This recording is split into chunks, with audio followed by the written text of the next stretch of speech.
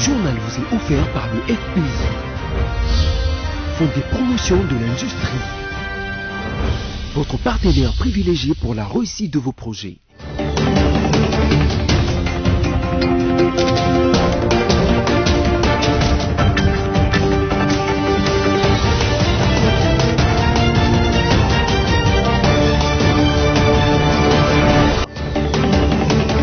C'est l'heure de vous informer tout de suite les titres de l'actualité de ces journaux. Plus de 20 personnes, en majorité des vendeuses au marché Matadi-Kibala, sont mortes électrocutées ce mercredi 2 février à la suite de la coupure d'un câble électrique haute tension de la SNEL. 53 personnes ont été tuées dans une nouvelle attaque la nuit de mardi 1er au mercredi 2 février par des miliciens de la Codeco sur les sites déplacés connus sous le nom des Plaines Savo à près de 90 km de Bounia dans le territoire de Djougou. Jean-Marc Aboun était-il usé du populisme au lieu d'être dans la politique? Tentative de réponse avec l'analyste politique membre de l'Union sacrée de la nation Patrick Baala qui estime que les postes du président intérimaire n'existent pas dans les textes de l'UDPS. Après le titre, place au développement, mesdames et messieurs, bienvenue. Tragédie de Kinshasa ce mercredi où plus d'une vingtaine de personnes sont mortes électrocutées au marché de Matadi-Kibala dans la commune de Mongafula, ce à la suite de la coupure d'un câble électrique à haute tension de la Société nationale d'électricité. Ce bilan est encore provisoire, a été annoncé par la police. Images et commentaires. À l'origine de ces drames, la rupture d'un câble d'une ligne de haute tension qui traverse ces marchés. Dans un premier temps, l'on a dénombré 27 dossiers et les victimes sont les dames vendeuses de dites marchés. Mais ces bilans pourraient s'alourdir dans les prochaines heures, comme certaines personnes touchées ont été encheminées à l'hôpital.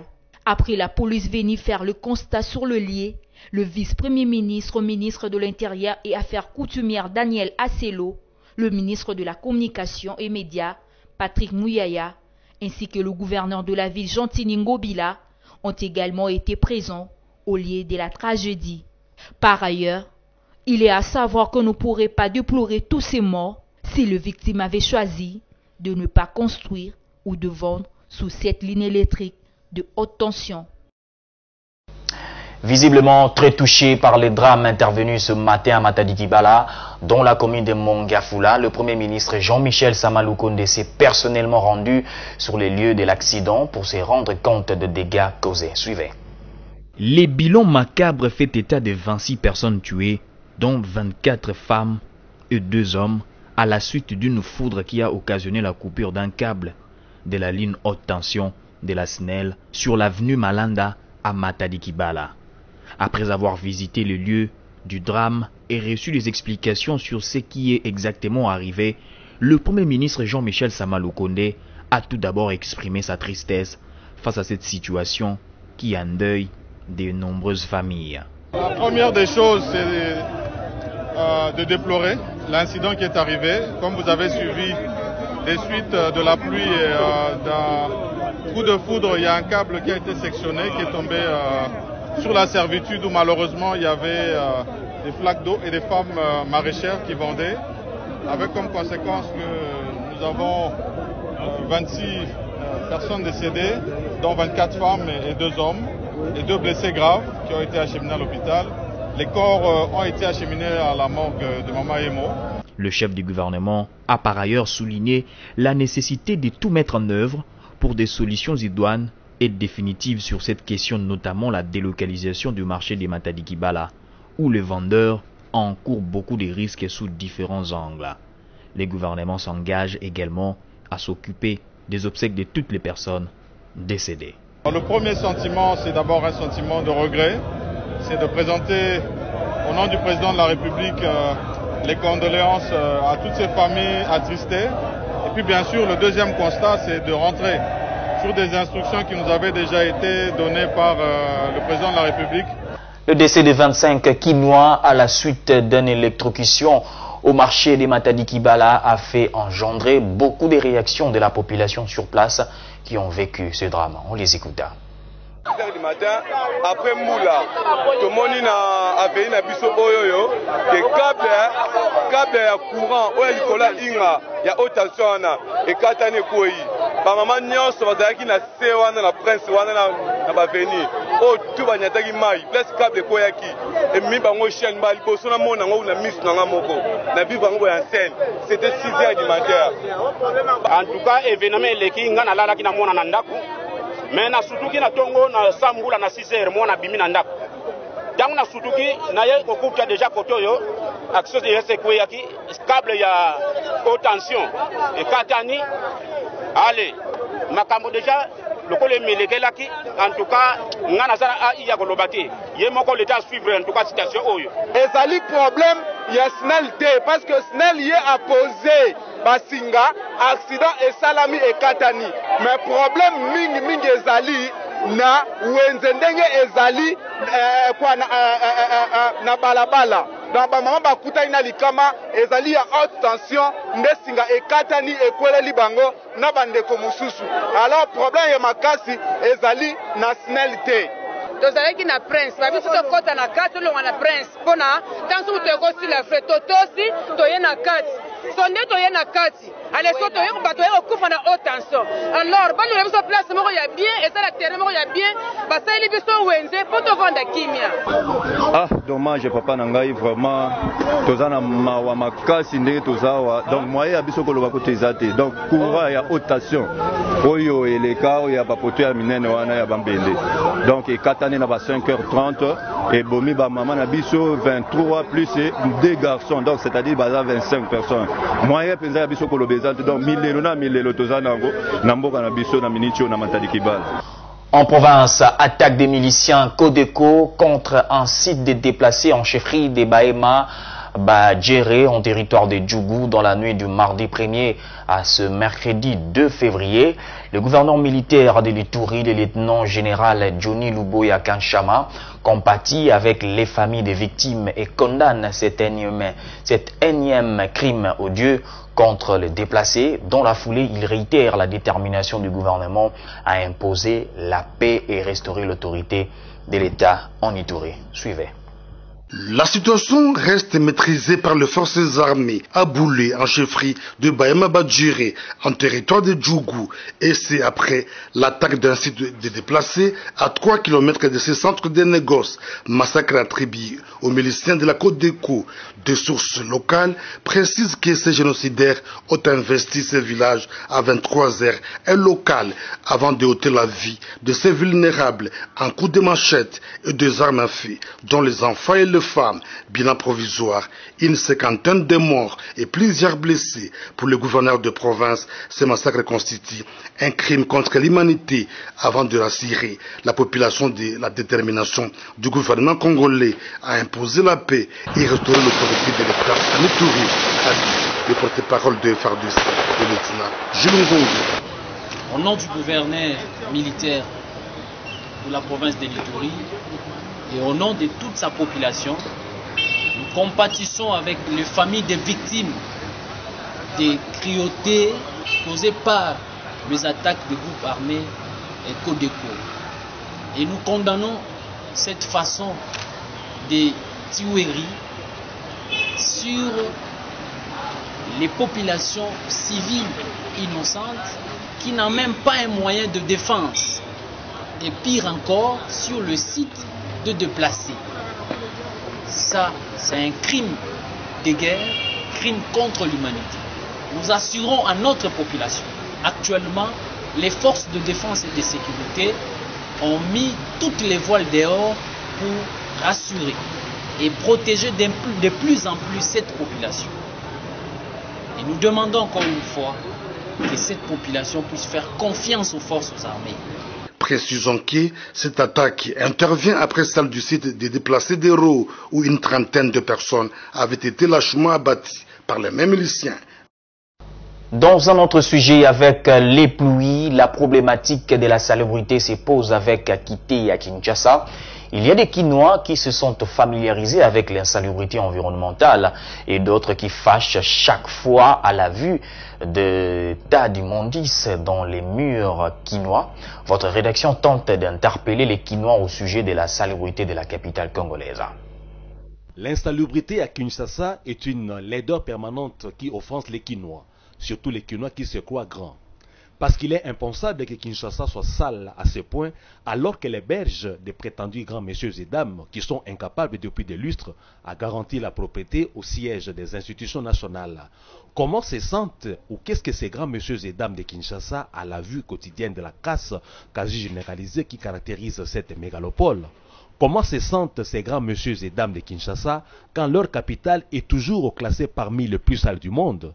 Comment jusqu'ici ces grands messieurs et dames de Kinshasa ne peuvent pas imaginer des voies et moyens de bien gérer les immondices et autres déchets qui font narguer la capitale? Les efforts tentés jusqu'ici se sont révélés inefficaces les uns aussi bien que les autres. Est-ce à dire qu'il n'y a plus moyen d'assainir la ville miroir de la RDC? Certainement. Les faiblesses et déviances communes dont la gérance des immondices et autres déchets sont connues. Il revient ainsi aux Kinois de se montrer sérieux et imaginatifs dans la gérance de ces immondices et déchets. Faut-il créer une taxe spéciale de salubrité à Kinshasa? L'inspection générale des finances doit-elle être impliquée ou mise à contribution pour qu'on en arrive à la bonne gestion des fonds affectés à l'assainissement de Kinshasa? Que chaque Kinois fasse sa part pour rendre Kinshasa propre. Peut-être qu'il faut des mesures réglementaires spéciales avec de fortes pénalités couplées d'une conscientisation permanente pour rendre Kinshasa salubre à la mesure de la capacité à parler ou à faire l'ambiance des Kinois. Je le disais en titre, exclusion de Jean-Marc Kabounda à l'UDPS fait toujours parler d'elle.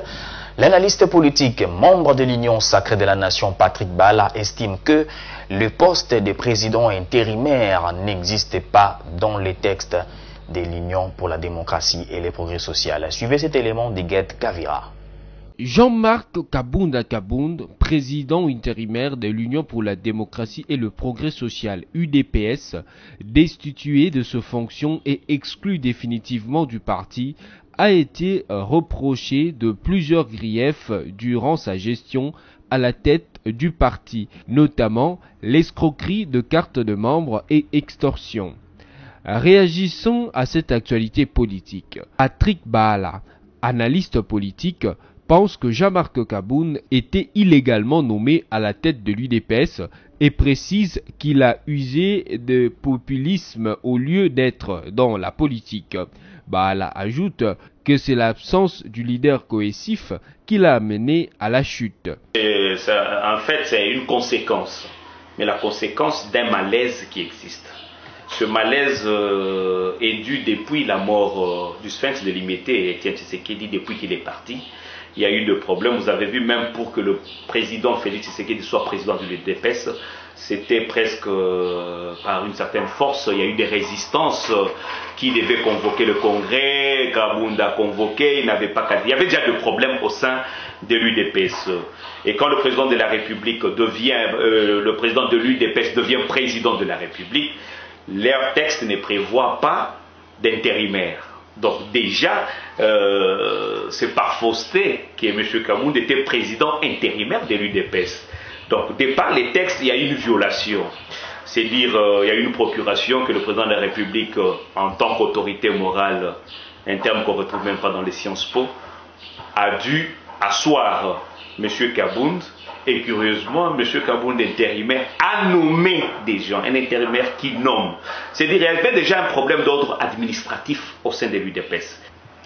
Toutes ces frustrations, même certaines que je n'ai pas citées, font qu'il y a eu un grand malaise qui devait faire appel à un grand leadership cohésif au sommet de l'UDPS. C'est ce qui a manqué à Kabound. Il s'est évertué plus en militant, n'est-ce pas, en combattant, au lieu d'être un rassembleur. C'est vertué dans, je dirais quoi, on dirait le népotisme, faire le roulage, on arrête un JR, de telles attitudes. Bon, les gens l'ont accusé de beaucoup de choses, Il s'est plus concentré tellement à l'UDPS, il est entré dans le populisme. Au lieu d'être dans la politique, il se retrouvait plus dans le populisme. C'est tout à fait normal. L'occasion faisant le larron, on s'est dit, ceux qui cherchaient la tête se sont dit c'était une opportunité. Et parce que là, il est allé au-delà. Il a désacralisé le pouvoir du chef de l'État. Toucher à la garde républicaine, vous touchez à la personnalité du chef de l'État. Là, il est allé au-delà. Voilà que tout le monde était obligé de le désavouer. C'est une conséquence d'absence de leadership cohésif. Signalant qu'après la destitution de Jean-Marc Kabound, un comité composé de 3 personnes a été mis en place pour diriger le parti cher à Étienne Tshisekedi Mulumba. On parle sport dans ces journaux. L'équipe nationale de la République démocratique du Congo a été battue par celle des Bahreïn 0-1 en match amical disputé mardi 1er février à Bahreïn National Stadium de Manama. Les deux équipes étaient en égalité des 0 buts partout à la mi-temps. Saïd Hachim à la 49e minute a inscrit l'unique but de la rencontre. Par ailleurs, le joueur Théo Bongonda, qui était à sa première rencontre avec les Léopards, a joué toute la rencontre. Ne nous quittez pas, la revue de presse, et c'est dans un instant.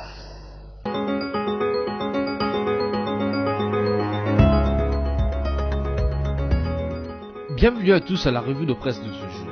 L'agence congolaise de presse écrit « Le chef de l'État ordonne la mise en œuvre de la loi sur la sous-traitance dans le secteur privé ». Le président de la République a ordonné, au cours de la 38e réunion du Conseil de ministres qu'il a présidé vendredi par vidéoconférence à partir de son bureau de la Cité de l'Union africaine, la mise en œuvre de la loi sur la sous-traitance dans le secteur privé en RDC, au vu du faible retentissement des effets de celle-ci sur la population entreprenante. Le chef de l'État a noté les difficultés d'application de la loi régissant ce domaine, notamment dans les secteurs miniers concernant les régimes fiscaux des activités de sous-traitance. À ces difficultés s'ajoute le développement des mécanismes illégaux, des contournements de la loi au détriment de la main-d'œuvre locale, qui est donc à craindre, a indiqué le ministre de la Communication et Médias, porte-parole du gouvernement Patrick Mouyaya, qui l'a souligné dans le compte-rendu de cette réunion. Poursuivons avec Forum des As qui note en grand titre « La RSP réitère son engagement à faire respecter cette année la loi sur la sous-traitance en RDC ». L'autorité des régulations de la sous-traitance dans le secteur privé ne cache plus sa détermination à faire de 2022 l'année de performance. Elle réitère ainsi son engagement à continuer à appliquer la loi sur la sous-traitance dans le secteur privé sur l'échiquier national. Telle est l'une des principales directives que la hiérarchie de cette entreprise a assignées à son personnel lors de la cérémonie d'échange de vœux lundi dernier à Kinshasa, renseigne la cellule de communication de cette structure. Mesdames, Messieurs, terminons avec Okapi.net qui écrit « Djougou, 53 personnes tuées par la milice Codeco dans un site de déplacés ».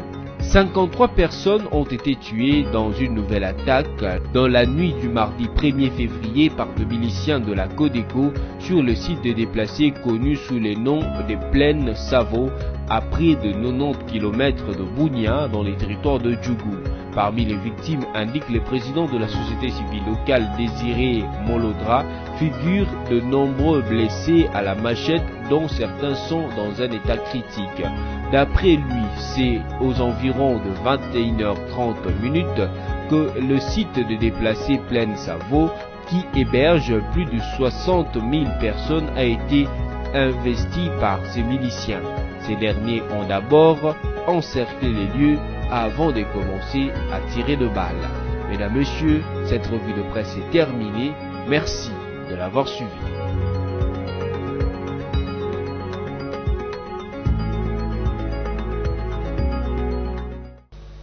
Voilà, si vous nous avez pris en cours de diffusion, voici l'essentiel à retenir. Plus de 20 personnes, en majorité des vendeuses, au marché Matadi Kibala sont mortes électrocutées ce mercredi 2 février à la suite de la coupure d'un câble électrique haute tension de la SNEL. 53 personnes ont été tuées dans une nouvelle attaque la nuit de mardi 1er au mercredi 2 février par des miliciens de la Codeco sur les sites des déplacés connus sous le nom des Plaines Savo à près de 90 km de Bounia dans le territoire de Djougou. Jean-Marc Kabound était-il usé du populisme au lieu d'être dans la politique? Tentative de réponse avec l'analyste politique membre de l'Union sacrée de la nation Patrick Baala qui estime que les postes du président intérimaire n'existent pas dans le texte de l'UDPS. Ce journal est terminé, merci de l'avoir suivi, l'actualité reste en continu. Bonne heure à tous.